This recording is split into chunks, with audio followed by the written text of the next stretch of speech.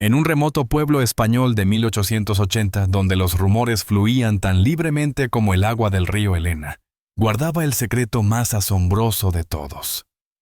Durante 7 largos años, había proporcionado alimento a un enigmático desconocido, que llegaba con el alba y se esfumaba antes del amanecer. Lo que nadie podía prever era que ese acto de bondad transformaría sus vidas para siempre. Con solo 22 primaveras, Elena se había convertido en el sostén de su familia tras el fallecimiento de su padre. Sus manos curtidas por el trabajo diario con la masa y el calor constante del horno eran las mismas que cuidaban de una madre enferma que apenas podía abandonar su lecho. La panadería familiar era más que un simple negocio. Era su única posesión situada estratégicamente entre los terrenos comunales y las extensas propiedades de los Velasco, la familia más influyente de la región. Aquella mañana primaveral, como había hecho durante 7 años consecutivos, Elena depositó un pan recién salido del horno y un tazón de leche fresca en la parte posterior de la panadería. Y como siempre silencioso como una sombra, él apareció. Era un hombre alto y robusto, pero su rostro reflejaba el paso del tiempo y las dificultades vividas. Su barba, antes oscura como la noche, ahora lucía mechones plateados. Sus ojos, sin embargo, permanecían inalterados, penetrantes, alertas, como si guardaran innumerables secretos.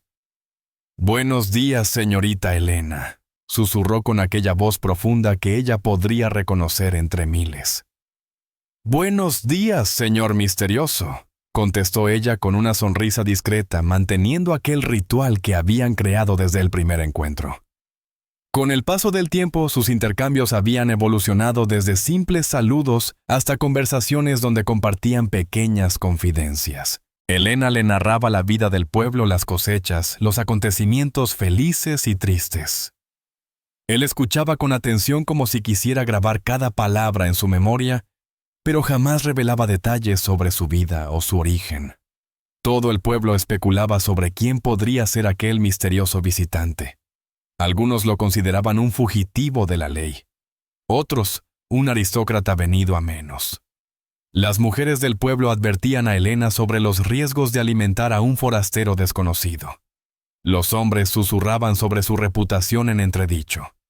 Pero ella continuaba impulsada por una mezcla inexplicable de misericordia y curiosidad que ni ella misma lograba descifrar. Lo que todos ignoraban, incluida Elena, era que mientras sus vidas se entretejían cada amanecer, entre el aroma del pan caliente en la imponente mansión de los Velasco, el joven heredero Alejandro tramaba un plan que cambiaría el rumbo de sus destinos, una estrategia que pondría a prueba no solo el misterioso vínculo entre Elena y el desconocido, sino también las inflexibles fronteras sociales que dividían las clases en aquella España rural, donde el linaje familiar pesaba más que los sentimientos del corazón. Y así, entre masas y misterios, comenzaba una historia donde el pan de la generosidad alimentaría no solo el cuerpo de un hombre sin identidad, sino una pasión prohibida que desafiaría las normas de su época. La historia del primer encuentro entre Elena y el hombre sin nombre se había transformado en un relato íntimo que ella guardaba celosamente. Sucedió una madrugada tempestuosa 7 años atrás, cuando Elena apenas contaba 15 años, y su padre Antonio todavía vivía.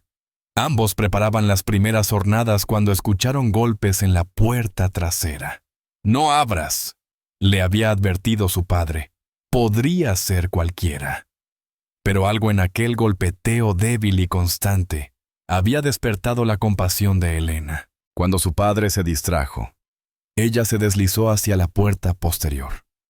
Allí descubrió a un hombre desplomado bajo la lluvia con una herida sangrante en el costado y los ojos brillantes por la fiebre. «Padre», había gritado Elena, «hay un hombre herido». A regañadientes, Antonio Domínguez había permitido que el extraño pasara la noche en el pequeño cobertizo junto a la panadería. Elena le había limpiado la herida que parecía causada por una espada o puñal, mientras su padre vigilaba con escopeta en mano. «¿Cuál es su nombre?», le había preguntado. «Es mejor que no lo sepáis», había respondido el hombre entre delirios febriles, «por vuestra seguridad y la mía». Al amanecer siguiente, el hombre había desaparecido sin dejar rastro, salvo una nota escrita con una caligrafía sorprendentemente refinada. «Vuestra bondad permanecerá en mi memoria». Una semana más tarde, cuando el incidente casi se había desvanecido de sus pensamientos, lo encontraron nuevamente en la puerta trasera, esta vez, de pie, visiblemente recuperado, solicitando comprar pan. «No dispongo de dinero para pagar», había explicado con voz serena, «pero puedo ofreceros esto». Extrajo de su bolsillo una navaja delicada con mango de marfil finamente tallado. El padre de Elena rechazó el objeto, pero accedió a que el hombre cortara leña para el horno como forma de pago por el alimento. Así comenzó el ritual que perduraría durante años. El misterioso visitante aparecía con las primeras luces del alba, consumía en silencio el pan y la leche que Elena preparaba para él, y posteriormente realizaba diversas tareas antes de esfumarse hasta la siguiente jornada. Cuando Antonio Domínguez falleció súbitamente víctima de unas fiebres intensas, Elena se encontró sola al frente de la panadería y cuidando de su madre enferma. Los habitantes del pueblo esperaban que vendiera el negocio, que buscara un matrimonio ventajoso o se empleara como sirvienta, pero Elena había heredado la férrea voluntad de su padre, junto con sus secretos del pan. «Continuaré con el negocio», le había declarado al hombre sin nombre, una semana después del sepelio. «Este horno seguirá encendido mientras yo respire». Él la observó con una mirada penetrante, como descubriéndola por primera vez. «Posees más fortaleza de la que imaginas, Elena, y llegará el momento en que todos lo reconocerán». Con el transcurrir de los años, mientras Elena florecía en mujer, la presencia del forastero se volvió tan regular como el ciclo de las estaciones. Jamás faltaba a su encuentro matutino, ni siquiera durante los inviernos más severos. Y aunque sus conversaciones se fueron extendiendo, él mantenía siempre un halo de misterio. Apenas revelaba que había recorrido numerosos lugares, que dominaba las letras y los números, y que en otro tiempo había conocido una existencia muy distinta a la presente. Todo el pueblo especulaba sin cesar. Rosalía, la dueña de la posada, afirmaba haberlo visto cabalgando sobre un corcel de pura sangre, el tipo de montura que solo la nobleza podía costear. El anciano Matías, el herrero del pueblo, aseguraba que sus manos no eran las de un trabajador común, sino las de alguien acostumbrado a empuñar espadas nobles. Pilar, la joven hija del alcalde, lo había seguido una tarde, y juraba que se ocultaba en una cueva en las colinas donde supuestamente guardaba un botín robado.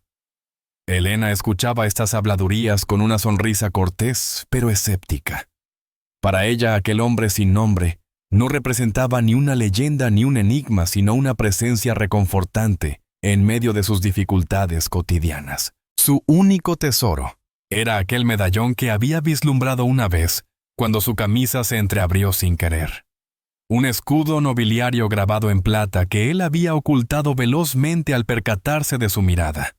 Lo que Elena desconocía era que cada tarde, después de despedirse, el hombre cabalgaba durante horas hasta una posada distante donde se encontraba con personajes misteriosos que le entregaban mensajes codificados y mapas secretos. Tampoco era consciente de que aquellos ojos que la contemplaban con creciente admiración también observaban con particular atención los movimientos en la mansión de los Montero, como si aguardaran algo o a alguien. El día que transformó el destino de Elena comenzó como cualquier otro. Amasaba desde antes del alba con las ventanas abiertas para que la fragancia del pan recién horneado despertara al pueblo. Su madre descansaba en la habitación contigua, cada vez más debilitada por la enfermedad que consumía sus pulmones. El doctor había sido directo. Necesitaban medicinas costosas que estaban fuera de sus posibilidades. El sonido de cascos la sacó de sus pensamientos. Era inusual que los señores del pueblo compraran pan personalmente, pues solían enviar a sus criados. Por eso, cuando la majestuosa figura de Sebastián Montero atravesó el umbral de su modesta panadería, Elena sintió que el aire escapaba de sus pulmones. alto y distinguido con porte aristocrático y ojos profundos como aceitunas negras. Sebastián Montero era el heredero de las tierras más prósperas de la región. A sus 32 años permanecía soltero, causando la frustración de las familias con hijas casaderas. Su vestimenta reflejaba una elegancia discreta con un chaleco finamente bordado, botas de equitación perfectamente lustradas y un reloj de oro que destellaba con cierta soberbia bajo la luz de la mañana. «Señorita Domínguez», saludó retirándose el sombrero con un movimiento estudiado. «He escuchado elogios sobre su pan». Elena se limpió las manos cubiertas de harina en su delantal, consciente de su apariencia humilde ante aquel caballero habituado a los círculos más selectos de la provincia. «Es un honor, don Sebastián. ¿Qué desea comprar?» «En realidad», respondió él con una sonrisa que intentaba ser cautivadora, «vengo por un asunto distinto. Quisiera conversar con usted sobre esta propiedad». Durante los siguientes 30 minutos, Sebastián Montero presentó su propuesta con la confianza de quien jamás ha conocido el rechazo. Los terrenos donde se ubicaba la panadería eran cruciales para conectar dos de sus propiedades. Ofreció pagar el doble de su valor. Aseguró una suma que garantizaría una vida confortable para Elena y su madre por años. «No está en venta», contestó ella con una determinación que desconcertó al hacendado. «Esta panadería era el orgullo de mi padre, y es mi medio de vida». Sebastián modificó entonces su estrategia. Mencionó la enfermedad de su madre, los tratamientos costosos disponibles en la capital, los peligros que acechaban a una mujer sola en un mundo dominado por hombres. Con cada argumento su voz se tornaba más persuasiva, como tejiendo una red invisible alrededor de Elena. «Y esta otra alternativa», sugirió finalmente mirándola intensamente, «una que nos beneficiaría a ambos». La proposición fue directa: matrimonio. Él obtendría las tierras deseadas, ella seguridad y un apellido respetable. Su madre recibiría atención médica de primera calidad. La panadería seguiría funcionando bajo su supervisión. «Necesito tiempo para considerarlo», logró responder Elena, aturdida por la inesperada propuesta. «Por supuesto», concedió él besando su mano con estudiada cortesía. «Volveré en 3 días por su respuesta». Esa misma tarde, cuando el hombre misterioso llegó para su encuentro habitual, Elena le relató detalladamente la visita y la proposición de Sebastián Montero. Por primera vez desde que lo conocía hace 7 años, observó cómo aquel enigmático visitante perdía su característica serenidad. Un destello de furia cruzó su mirada, seguido por una sombra que parecía reflejar un profundo pesar. «¿Estás considerando su propuesta?», inquirió con la voz tensa. «Mi madre está muriendo», contestó Elena con simplicidad. «¿Qué harías en mi lugar?». El hombre guardó un prolongado silencio, como si librara una intensa batalla en su interior. Al fin, con voz grave, pronunció unas palabras que Elena jamás hubiera imaginado escuchar. «No te cases con él, Elena. Sebastián Montero no es quien aparenta ser. Y yo tampoco lo soy».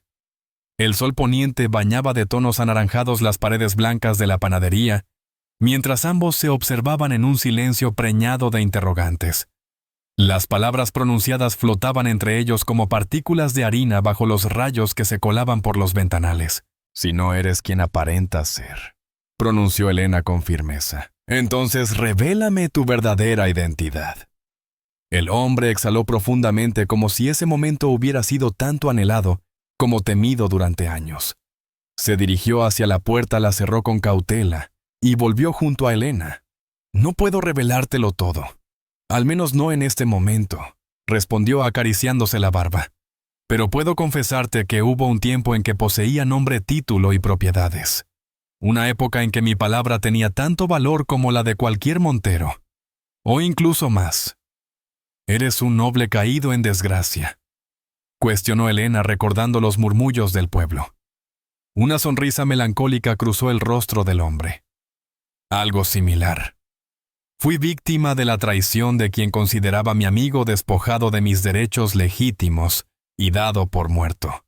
Si conservo la vida es gracias a una familia de pastores que me encontró y sanó como tú hiciste años después. Su mirada se ensombreció al proseguir. En cuanto a Sebastián Montero, te suplico que seas precavida. Su familia ha construido su fortuna sobre el sufrimiento ajeno. Las tierras que ahora pretende unir con tu panadería no siempre fueron suyas. Elena procesaba esta revelación intentando reconciliar la imagen del misterioso visitante con la de un hombre de noble linaje.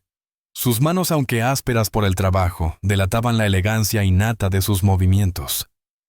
Su manera de expresarse, siempre medida y refinada, evidenciaba una educación superior a la de cualquier otro habitante del pueblo. «¿Por qué me revelas todo esto ahora?», preguntó ella. «Porque debo partir», contestó él con tristeza. «Han transcurrido 7 años y por fin tengo los medios para reclamar lo que me pertenece. Pero regresaré, Elena, y cuando lo haga todo será distinto». De su gastada chaqueta extrajo un objeto que resplandeció bajo la tenue luz. Un medallón plateado con un escudo familiar grabado, el mismo que ella había alcanzado a ver años atrás. «Deseo que conserves esto», pronunció depositándolo en la mano de Elena.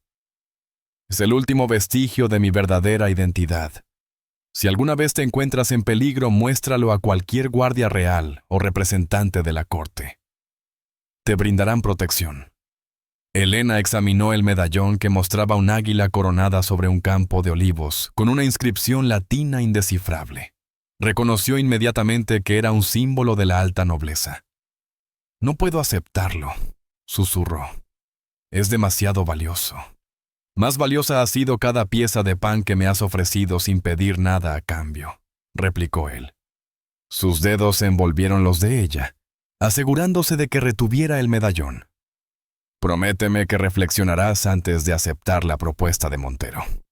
Elena asintió, percibiendo que algo fundamental cambiaba entre ellos. Ya no era simple gratitud o la intimidad de un secreto compartido. Era algo más profundo, algo que ninguno osaba expresar. «Te esperaré», prometió ella espontáneamente, sorprendiéndose. Él sonrió entonces, una sonrisa genuina que iluminó su rostro curtido. «No más de 3 meses», aseguró. «Para entonces la verdad saldrá a la luz». Al verlo partir, Elena experimentó una profunda sensación de que este no era un adiós ordinario. Algo concluía en ese momento, pero algo mucho más significativo estaba por comenzar. Los días posteriores transcurrieron para Elena como si navegara en un sueño distante. Después de consultar con el facultativo sobre el deterioro en la salud de su madre y evaluar el coste de los tratamientos sugeridos, había decidido aceptar la proposición de Sebastián Montero. La noticia se propagó por el pueblo como un incendio descontrolado, provocando un torbellino de comentarios. «La hija del panadero se desposa con el señorito», susurraban las mujeres junto al pozo.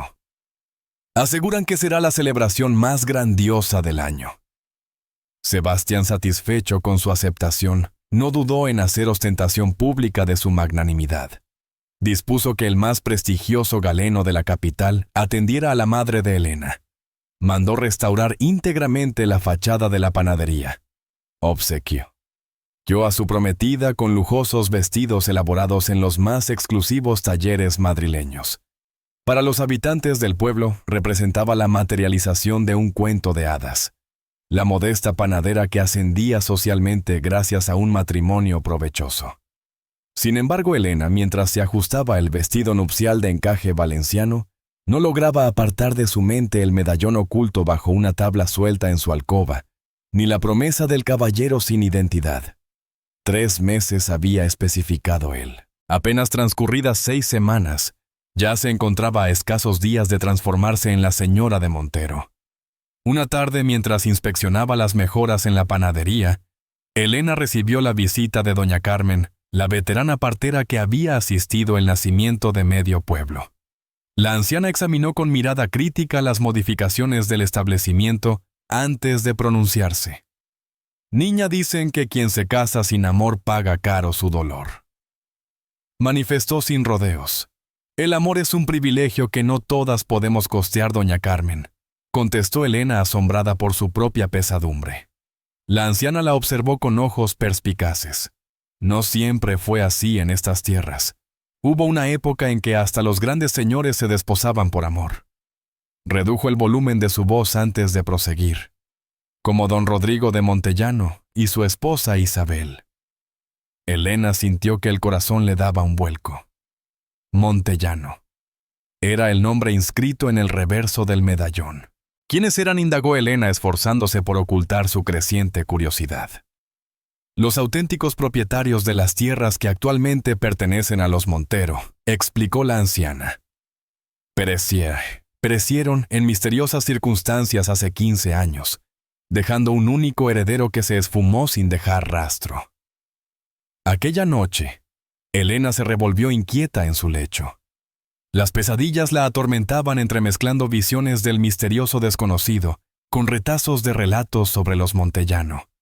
En una particularmente intensa, se contemplaba a sí misma ante el altar junto a Sebastián, mientras el enigmático caballero irrumpía en la iglesia, revelando su verdadera identidad. Se despertó agitada con el cuerpo bañado en sudor. Al día siguiente, impulsada por un presentimiento, Elena realizó algo inédito en su vida. Hurgar entre los documentos de la adquisición de la panadería que su padre había conservado meticulosamente. Con asombro descubrió que la escritura original señalaba que la propiedad había pertenecido al ducado de Montellano, antes de ser dividida y comercializada por el consistorio. Y la fecha coincidía precisamente con el presunto fallecimiento de los duques. Con creciente desasosiego, Elena comprendió que su matrimonio previsto para dentro de 3 días estaba entretejido con misterios más sombríos de lo que jamás había sospechado. El alba del día nupcial llegó con un firmamento despejado y una brisa gentil que parecía presagiar fortuna. Elena, no obstante, sentía el peso de una resolución irreversible. Su madre, algo recuperada gracias a los cuidados del médico enviado por Sebastián, la contemplaba desde el lecho mientras la ayudaban a ataviarse. «Estás preciosa, hija», murmuró la enferma con ojos húmedos. «Tu padre estaría orgulloso».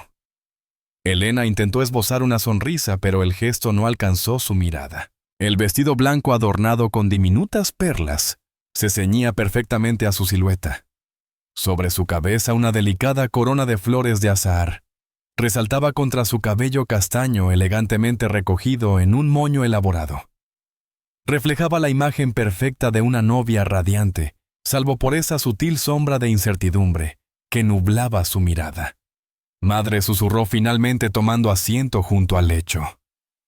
«¿Estás segura de que tomo la decisión correcta?» Doña Rosario entrelazó sus dedos ahora delgados y translúcidos como pétalos marchitos con los de su hija. El camino del deber y el del corazón raramente coinciden, Elena. Pero siempre hay tiempo para atender lo que el alma nos susurra. Un suave golpeteo en la puerta interrumpió el momento. Era Pilar, la primogénita del alcalde, quien ejercería como dama de honor. «El carruaje está aquí», exclamó entusiasmada. «Lo han decorado con flores blancas, parece sacado de un cuento». Elena asintió automáticamente. Antes de partir, depositó un beso en la frente de su madre y discretamente deslizó su mano bajo la almohada, donde había ocultado el medallón de los Montellano. Por un instante consideró portarlo como amuleto protector, pero una intuición le aconsejó mantenerlo allí. El viaje hacia la iglesia transcurrió envuelto en un silencio apenas quebrado por los comentarios alegres de Pilar sobre los distinguidos invitados llegados de la capital. Elena contemplaba las callejuelas del pueblo que la vio crecer, cuestionándose si tras la ceremonia las percibiría de manera distinta. La plaza de la iglesia rebosaba de gente. Los vecinos lucían sus atuendos más elegantes para presenciar el evento social del año. Las campanas repicaban alegremente cuando Elena descendió del carruaje, sosteniendo el ramo de rosas blancas que Sebastián había encargado especialmente de los jardines reales. En el pórtico la aguardaba don Lucas, el médico de su madre, quien la escoltaría hasta el altar en ausencia paterna. El galeno le ofreció su brazo con una sonrisa reconfortante. «Respira profundo, pequeña. Todo irá bien». El interior de la iglesia brillaba con el resplandor de innumerables velas y arreglos florales. Los bancos estaban repletos con la élite de la sociedad provincial. Al final del pasillo, junto al altar, Sebastián Montero esperaba con una expresión satisfecha, luciendo impecable en su traje de etiqueta negro. A su costado, su madre, doña Victoria Montero, examinaba a Elena con evidente desprecio, como si evaluara una mercancía de dudosa procedencia.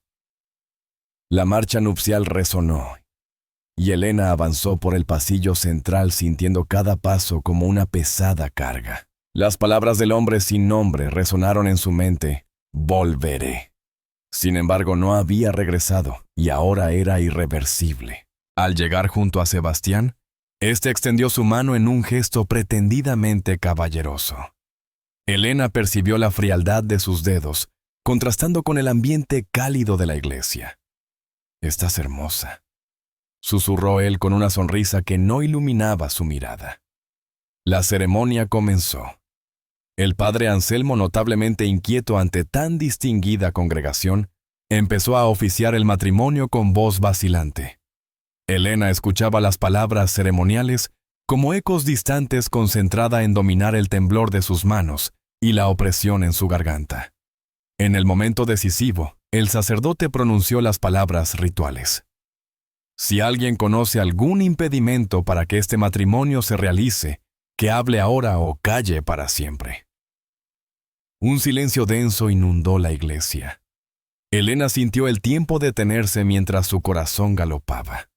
Por un fugaz momento imaginó que las puertas se abrían estrepitosamente y él, su hombre sin nombre, aparecía para detener la boda. Pero nada sucedió. El padre Anselmo se preparaba para continuar cuando un sonido inconfundible pero lejano llegó desde fuera. Cascos de caballos, acercándose a toda velocidad muchos caballos. Los murmullos empezaron a propagarse entre los invitados. Sebastián frunció el ceño, visiblemente molesto por la interrupción. Su madre se irguió en el banco vigilante como un ave rapaz. Y entonces las puertas de la iglesia se abrieron de golpe, dejando entrar la luz deslumbrante del mediodía, que inundó la nave central, cegando momentáneamente a todos los presentes. La luz del sol perfiló 15 siluetas recortadas contra el portal de la iglesia, 15 jinetes ataviados con los elegantes uniformes de la Guardia Real, portando estandartes que mostraban el águila coronada sobre un campo de olivos. El emblema de los Montellano. Los murmullos en la iglesia se transformaron en exclamaciones de asombro. El primer jinete descendió con gracia de su montura y avanzó por el pasillo central. Elena tuvo que pestañear repetidamente sin dar crédito a lo que contemplaban sus ojos. Era él su misterioso desconocido, pero completamente transformado. La barba descuidada había desaparecido, revelando un rostro noble de rasgos definidos. El cabello, antes largo y desordenado, ahora se mostraba corto y perfectamente arreglado. Sus vestimentas gastadas habían sido sustituidas por un inmaculado uniforme de gala azul, con bordados dorados y una capa que ondeaba majestuosamente a su paso. Su presencia, siempre digna incluso en la pobreza, ahora emanaba una autoridad natural que provocó que varios asistentes se inclinaran instintivamente. «Detengan esta farsa», resonó su voz potente y clara, retumbando en las bóvedas de la pequeña iglesia. Sebastián Montero se adelantó con el semblante desfigurado por una mezcla de furia y miedo. «¿Quién osa interrumpir esta ceremonia?». Guardias, 2 hombres al servicio de los Montero, intentaron interponerse, pero se detuvieron en seco cuando los caballeros reales desenvainaron sus espadas al unísono.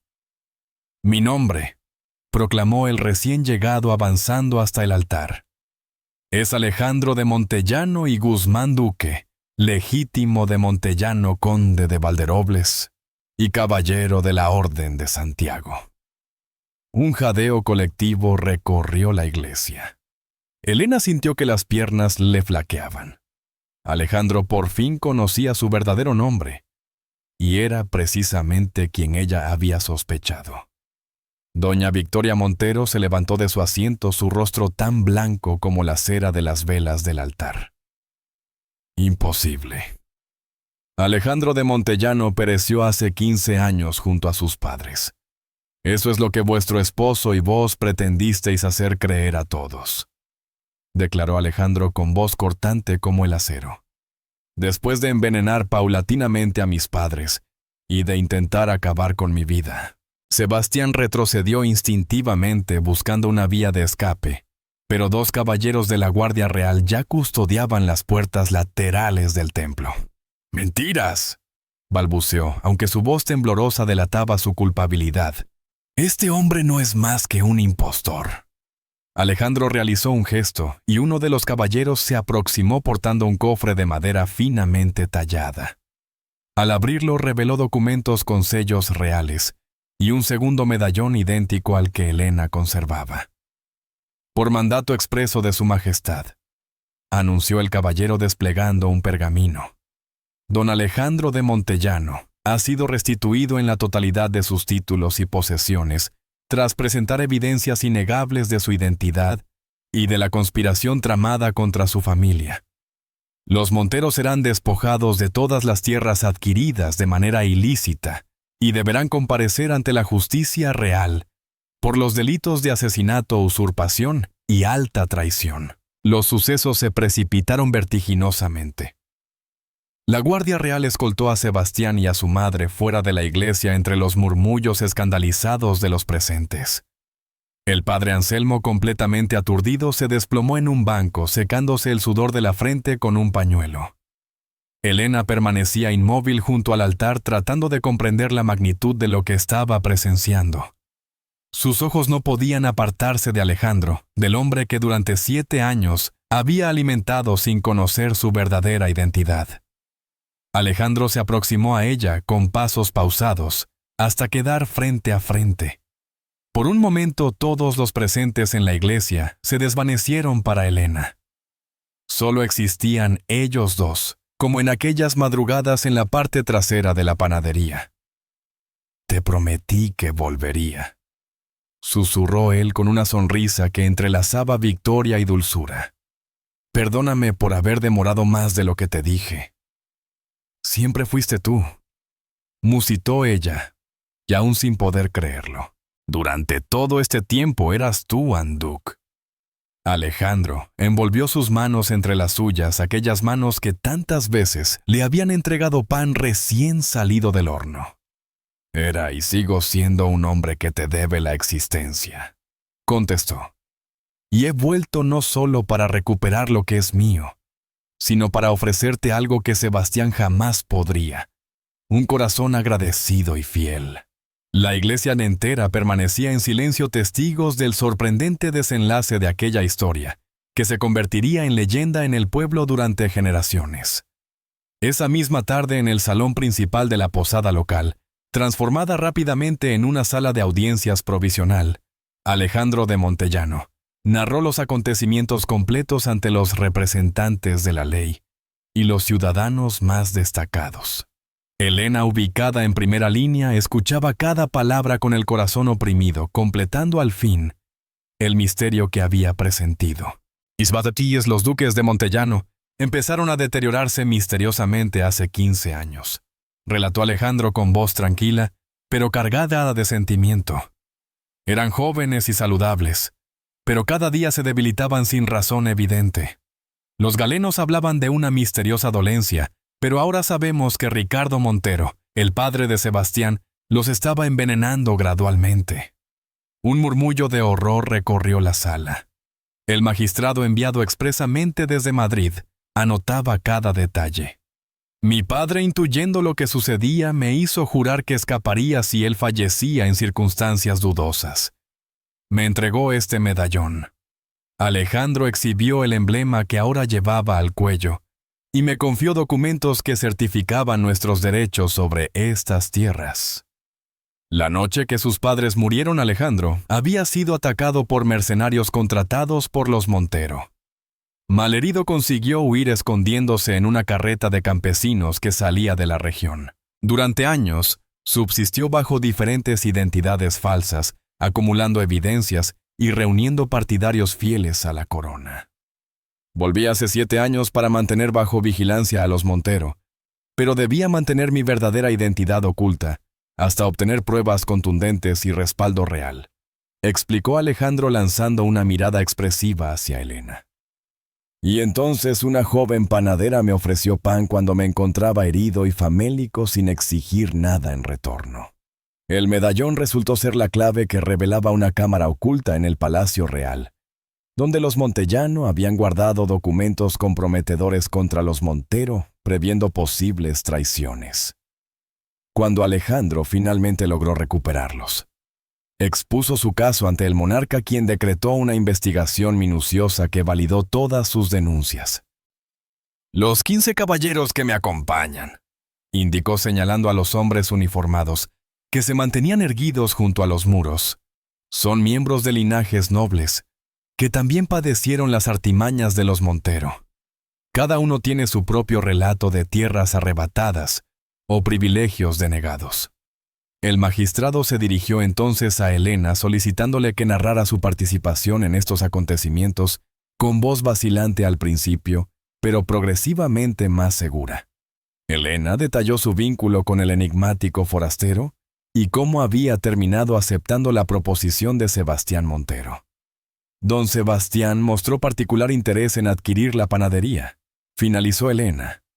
Ahora entiendo que su verdadera intención era eliminar cualquier evidencia de las antiguas demarcaciones entre las propiedades de los Montellano. Alejandro confirmó con seriedad. La panadería de tu padre está edificada sobre los vestigios de una antigua capilla que señalaba el límite original de nuestras tierras. Los planos que custodiaba tu padre lo evidencian sin lugar a dudas. Durante el desarrollo de la sesión se reveló el sofisticado plan de los Montero, quienes habían adulterado documentos, corrompido funcionarios y suprimido metódicamente toda prueba de los derechos legítimos de los Montellano. Lo más impactante para Elena fue descubrir que su propio padre había sido administrador de los Montellano antes de dedicarse a la panadería. Antonio Domínguez había servido lealmente a los padres de Alejandro, y tras su fallecimiento, había adquirido la pequeña parcela de la capilla para resguardarla de los Montero, presintiendo su relevancia aunque sin conocer todos los pormenores. Tu padre era un hombre íntegro, expresó Alejandro a Elena al concluir la sesión. Guardó silencio para protegerte, pero jamás olvidó su lealtad. De tal palo, tal astilla, agregó con una sonrisa afectuosa. Al anochecer, mientras retornaba a su hogar custodiada por 2 guardias reales, Elena percibía que el mundo a su alrededor se había transformado definitivamente.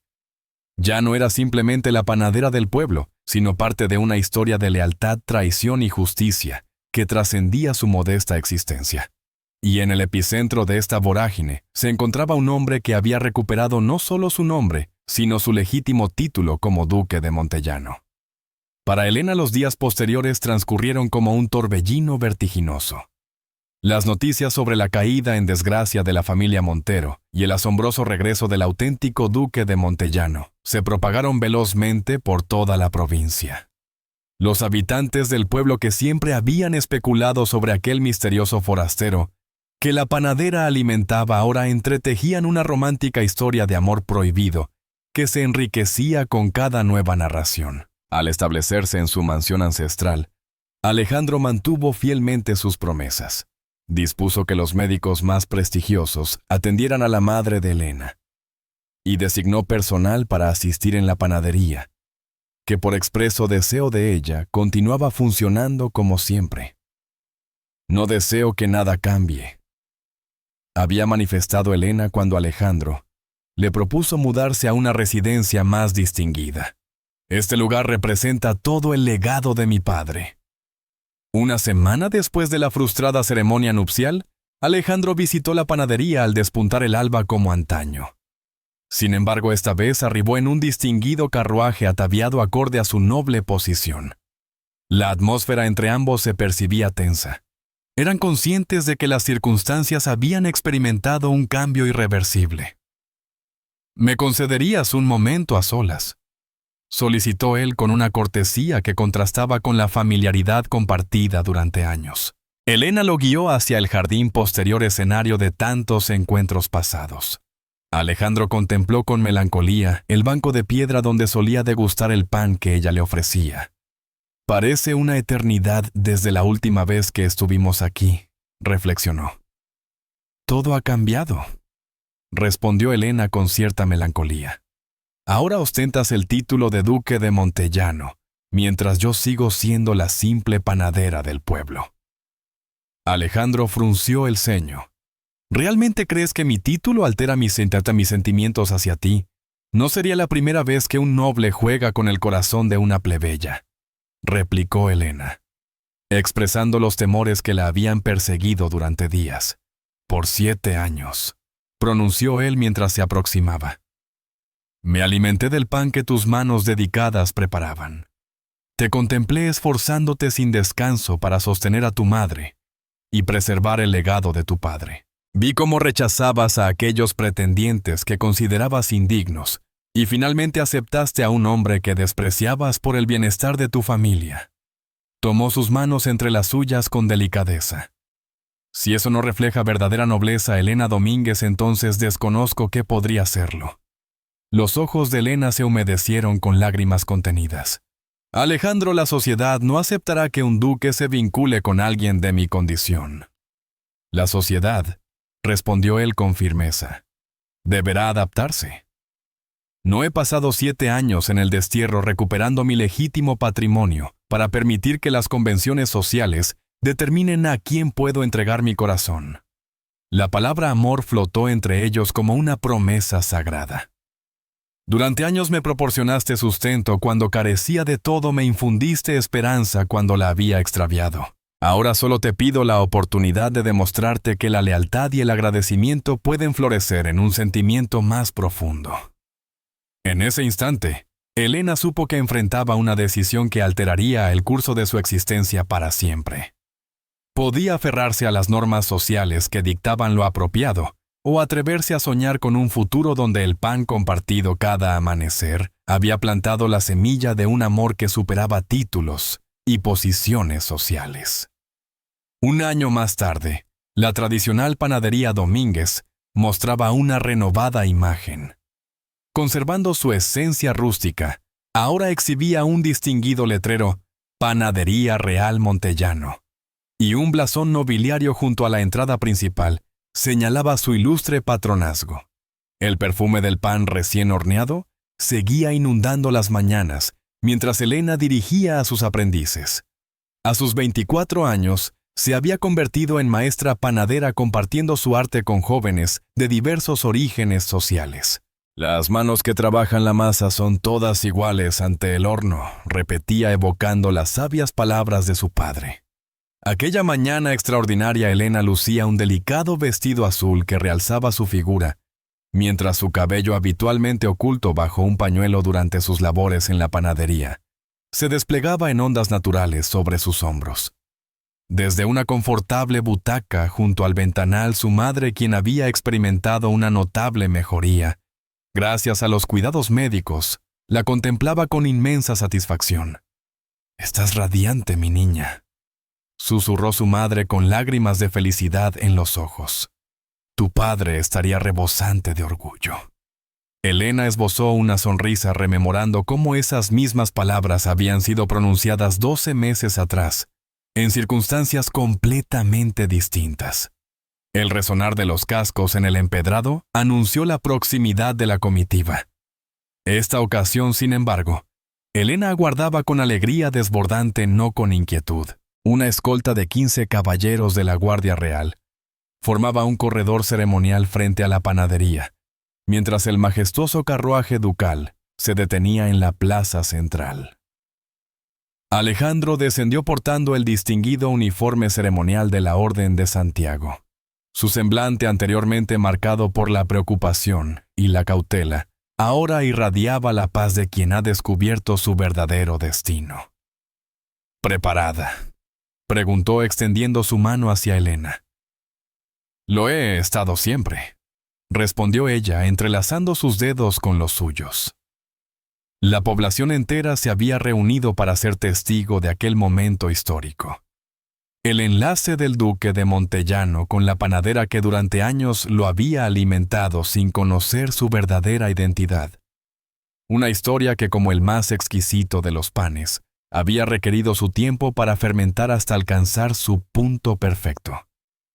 En el templo decorado con sobria elegancia, no había aristócratas pomposos ni ceremoniales rígidos. Los invitados principales eran los vecinos del pueblo, testigos silenciosos de aquella historia de fidelidad y amor que superaba las barreras sociales. Cuando el padre Anselmo inquirió si existía algún impedimento para aquella unión, esta vez solo respondió un silencio cargado de bendición. La poética justicia de aquel instante era evidente para todos. Un año antes, en ese mismo recinto, 15 caballeros habían interrumpido una boda fundamentada en conveniencias. Aquellos 15 caballeros ahora eran testigos honoríficos de una unión nacida del amor más sincero. Al pronunciar sus votos, Alejandro y Helena sellaron no solo su amor verdadero, sino también un nuevo puente entre las clases sociales. La humilde panadería se transformó en un emblema de igualdad y justicia, donde nobles y aldeanos compartían el mismo pan bendito. El hambre y el amor son los grandes igualadores de la humanidad, proclamó el duque durante el festejo nupcial, elevando una hogaza recién horneada. Y nadie comprende esta verdad mejor que quien como yo recibió ambos de las mismas manos generosas.